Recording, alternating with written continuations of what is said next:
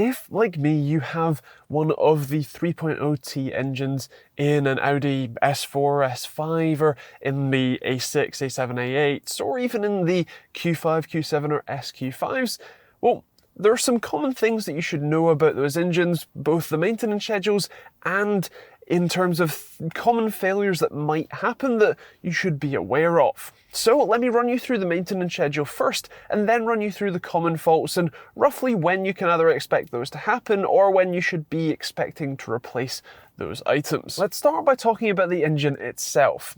I'm talking about the B8 and B8.5 model of Audi cars, specifically things like this S4 and the S5, also the SQ5 and Q5 and Q7s, and like I said, the A6, 7 and 8 as well. And it is the V6 3-litre supercharged engine, the 3.0 TFSI, is the one that we're specifically talking about.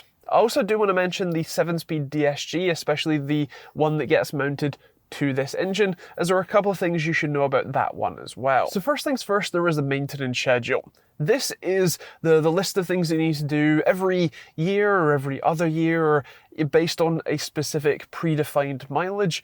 And we're going to start off with the obvious one, which is an oil change. You should do that once a year or every 5,000 to 10,000 miles, depending on sort of which comes first and how delicate or precious you want to be with the engine. Obviously, the more oil changes you do, the more long-lasting of a life that engine should have. Now, I've done a full video on how to do an oil change on these cars and this engine, so if you're interested in doing it yourself, feel free to check that video out. I'll leave it up in the cards above or on the end cards for you. But like I said, you should be doing that once a year or every 5,000 to 10,000 miles. Then there's the cabin air filter, which, as you can see, I need to do one. It's under the passenger side footwell and is relatively easy to get to, although the panel to actually unlock it and drop it out is pretty stiff and is a bit difficult, why I haven't done it just yet, but you should be doing that once every 2 years or once every other service. The next thing on the list is doing the DSG service. This is a service which mostly entails replacing the fluid and normally just replacing the exterior filter, as these gearboxes have two. They have a small pod filter, much like the standard engine oil filter, on the outside of the housing, and then they have a filter on the inside as well, which isn't meant to be replaced or isn't part of the standard maintenance schedule. But if you want to be more thorough about it, you can drop the pan, replace that filter and clean out the magnets that are in the pan as well, and then fit that back up with a new filter, a new external filter, and refill it with fluid. You should be doing that every 35,000 miles, and you can obviously get garages to do that for you if you'd rather not do it yourself, although in the summer I will be doing it on this car and doing a video on how to do it yourself and DIY it, so if you're interested in that, make sure you're subscribed. And the last three items that are on the maintenance schedule, the main items anyway, all happen at the same time and are all done during the effectively major service at 55,000 miles and 115,000 miles.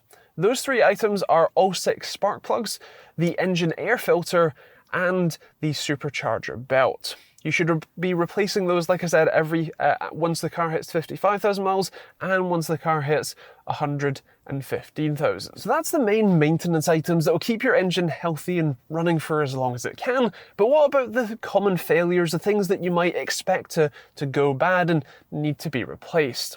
Well, there's a reason why Audi uses this engine in so many different models and variations, and why aftermarket tuners can tune them so highly, and that's because it's fairly reliable, it's fairly resilient and bulletproof. But there is a couple of little things that you might want to keep in mind or check out. The first of those is probably for coolant leaks. There's two main reasons for that. One, the water pump, and two, the thermostat. Both of those have a tendency to fail, seals to break or leak, and so you'll need to keep an eye out. Starting with the water pump, there are two main ways that fails. Either the gasket that goes around the whole sort of faceplate that attaches it to the engine block, or there is the bearings between the big pulley and the impeller that keep it running nice and smoothly. If those bearings fail, coolant can leak out, and there's a deliberately built-in little spout that means the coolant can slowly leak out and give you advanced warning that your water pump is about to fail, rather than catastrophically failing and damaging your engine potentially irreversibly. If you start smelling a sweet smell, especially near the front of the car, then you can surmise that you have a coolant leak. And if you have a look, it's quite tight, but you can just about see it.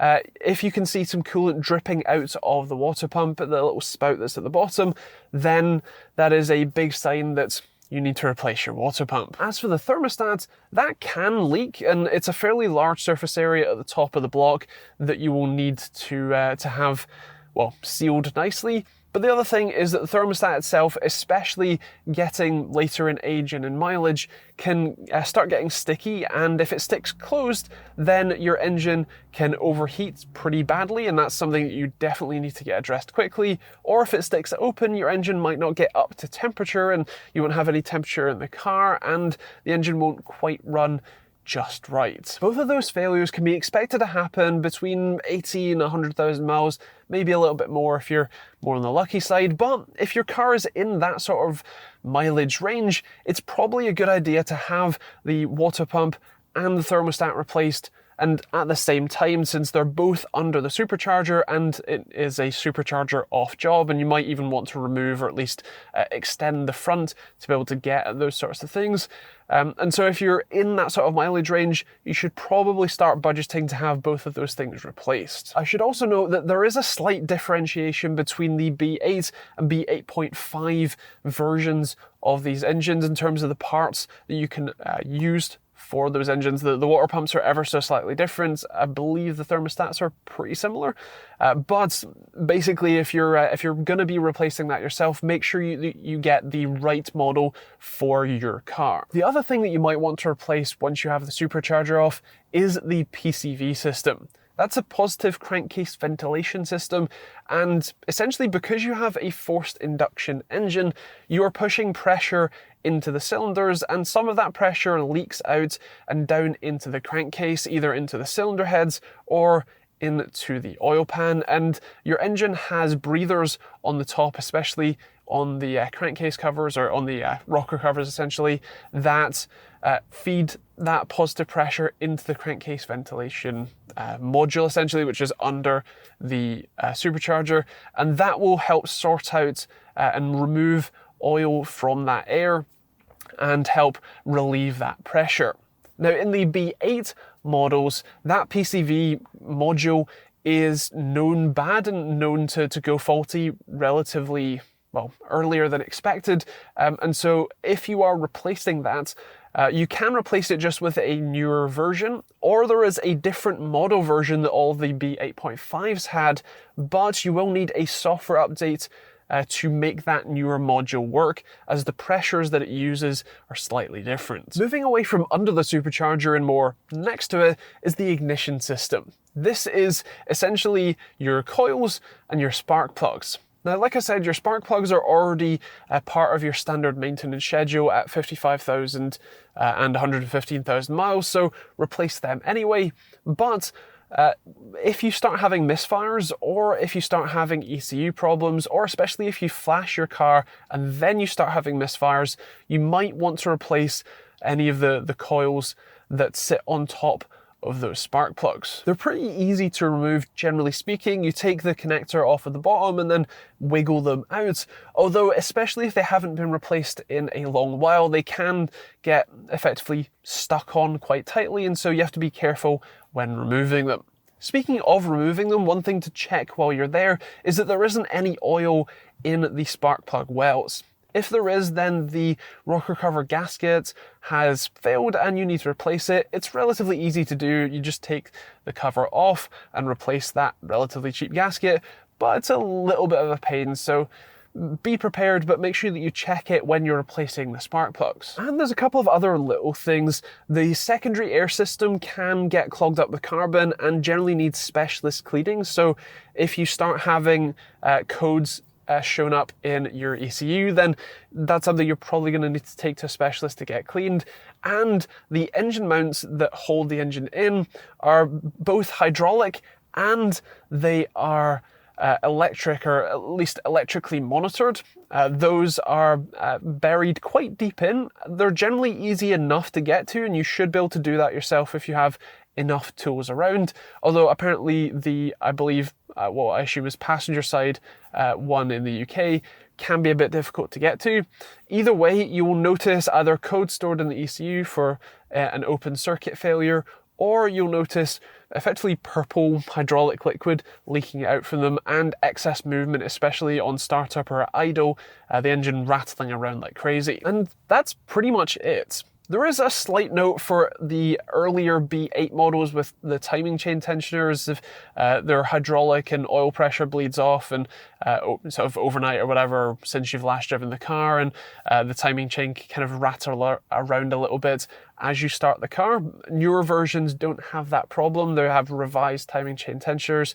But if you have that rattle that lasts for, I think it's more than 3 or so seconds, especially on startup, then you will need to replace them. I believe you can do it in the car, but it might be easier, especially if you're already going to replace the timing chain, which is the sort of thing you do at over 100,000 miles, then again, probably a good idea to do that as well. So yeah, that's the main faults with these engines. There really isn't all that many of them, and there isn't anything that crops up too quickly, certainly nothing too catastrophic.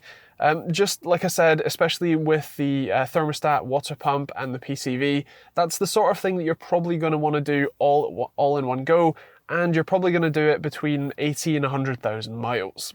Other than that, the rest of them are pretty much just as those issues crop up, and they're relatively easy to deal with in the grand scheme of things, so that's pretty good. Now, if you've got any questions about the common faults or things you need to do to fix them, then feel free to leave those in the comments down below, and I'll do my best to get back to you. I'm certainly not a professional, but I do own one of these cars, and I'm going to be replacing all of those things in good time, so by the time you get to me, I might have actually replaced them all. So either way, feel free to let me know in the comments. Also, if you want to see more videos like this one on a weekly basis, then hit that subscribe button and the bell notification icon.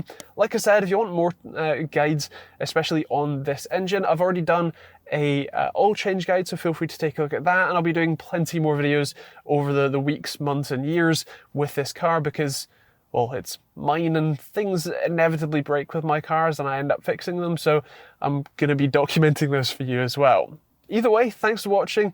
Like I said, if you've got any questions, feel free to leave those in the comments down below, and we'll see you on the next video.